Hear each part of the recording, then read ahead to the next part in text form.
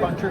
To be honest with you, I'm really comfortable with southpaws. Both southpaws I've fought, I've stopped them. And in sparring, I've had a lot of success with them. There's just things I do in my style that, that give me more the edge on southpaws. But, whatever he brings to the table, I'll be ready for it. And the bad blood between you, real or imaginary? Oh, it's definitely real. At the end of the day, I really don't like anybody I fight. But this guy is saying he's going to knock me out, this and that. He's talking a lot of shit, so I'm going to give him exactly what he's looking for. There's a natural urge on the part of media always to say, this is his biggest fight yet. Is this your biggest fight yet? Yeah, it seems like every fight gets bigger and bigger, so I'm just excited and happy with the trajectory of my career, and I'm going to keep beating these guys down, and I'm going to keep making my position that I'm the best in the world. Thanks for your time. Thank you, Good sir. luck. If you're boxing commissioner for a day, what would you change about the sport? I would make David Benavidez versus Canelo. Or you would order it right away, right? Order it right away. How about the top 4 Davids all time? David versus David Metz? David Benavidez, David Tua. David Tua, David Letterman. David Reed. There's a David lot of Hasselhoff. David Hasselhoff. In boxing or in the world? In the world. Oh, no, I'm not ready to answer that. King David. King David. Who do you think are the 5 most avoided fighters in boxing? Thank you. In a way, Gervonta Davis, me, Usyk, and yeah, that's all I have right now. Thank you guys.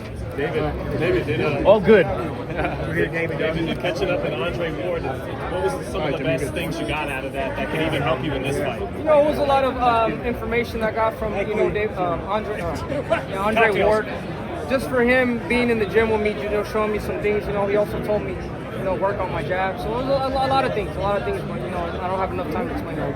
Do you have enough time to implement it all? Like he said, using the lead hand more? Yeah, it wasn't a ton of information he gave me. It's only basically one thing that I could use, but that one thing he taught me, I'm definitely using. Morrell keeps saying you're nervous. What do you say in response? I don't care what David Morrell says. All the talk is done. Now it's time to fight this Saturday. He's lastly for me, man, he's good at getting, I guess, to the weak side angle like southpaws are. I know you can't share too much, but why would you be able to shut down anything he brings? Because David Morrell feels strong against fighters who are bums. He's never been in the fighter of my type of caliber. He's never been with a fighter that attacks the body like I do. He's never been in there with a vicious fighter that throws punches and bunches like I do. I'm just on a whole different level with this guy, and I'm going to show it this Saturday. Over here, David, with Marcus. Good luck. Thank you, bro. Mighty Fight Hub TV here with David Benavidez. Let me go with him. You started off here. Just because, like I said, bro, I really don't like anybody who I fight, and it just takes a little bit of trash talk to really get me set off. But he's been talking a lot. He's been calling me out for 2 years. You know what I mean? So it's basically, I'm gonna shut this guy up. Your emotions might get the best of you. No, I'm not. I'm a professional. I've been doing this. I've been professional 11 years. You know what I mean? I have way more experience.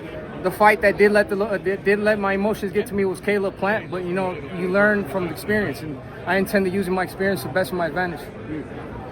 We talk about, this is Marcus with Fight Hub TV, we just heard you say that you were emotionally charged up against Caleb Plant, but a lot of people here say that was one of your best performances.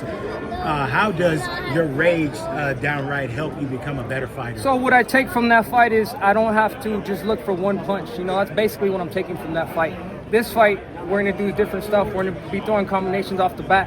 And as soon as I let my combinations go, you see that the best David Benavidez gets seen. So I'm not looking for one shot. Like I said, I'm going to punish this dude, and I'm going to punish him on every angle. Body shots, head shots, uppercuts, whatever it is, I'm going to punish him. When we go down the line and we look back at your past opponents, we've heard you in the press conferences vow and make promises, and then we watch those promises come to fruition on fight night. How is this fight going to be exactly the same? Yeah, because now this fight, mentally, emotionally, and physically, I'm at the best stage of my life.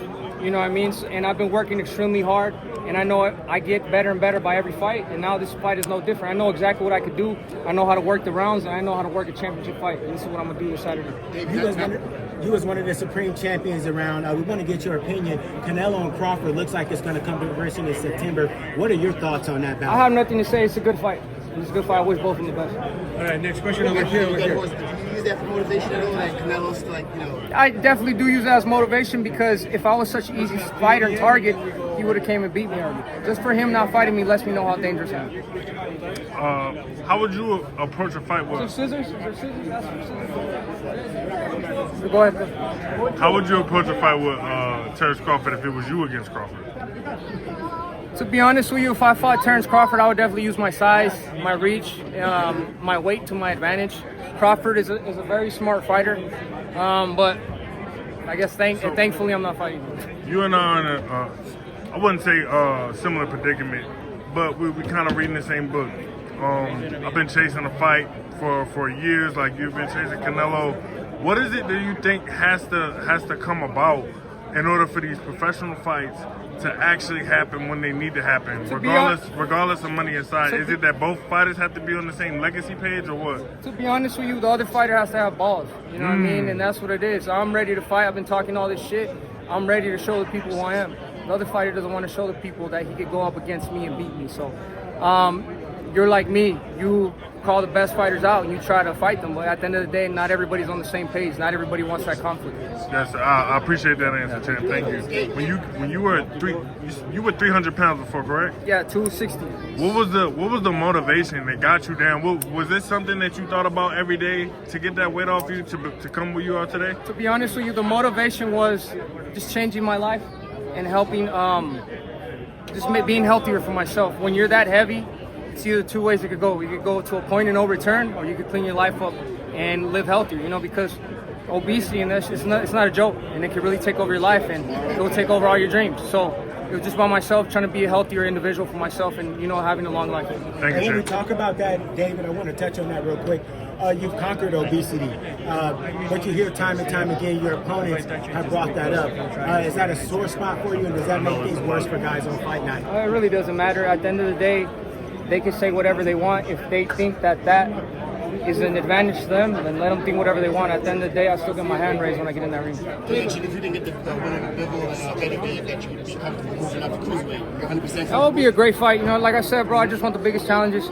Right here at this moment of my life, I manifested everything that I dreamt of. Now, if I say I could go up to cruiserweight, I could do whatever I want to, and I will manifest whatever I want to. David, thank you.